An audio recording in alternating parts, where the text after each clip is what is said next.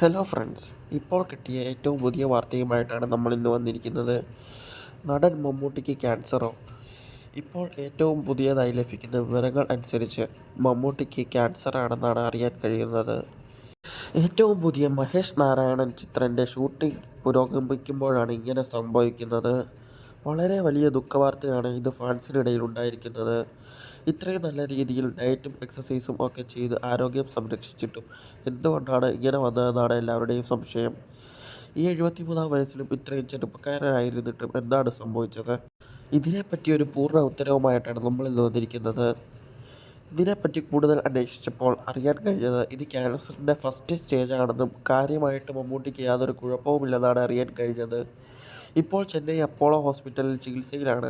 അത് കഴിഞ്ഞ് താൻ ചെന്നൈയിലെ വീട്ടിൽ വിശ്രമിക്കുകയാണ് എന്നാണ് അറിയാൻ കഴിഞ്ഞത്. ഇതുപോലത്തെ വാർത്തകൾ പെട്ടെന്ന് ലഭിക്കാനായി നമ്മുടെ ഈ ചാനൽ ഇപ്പോൾ തന്നെ സബ്സ്ക്രൈബ് ചെയ്തിടുക.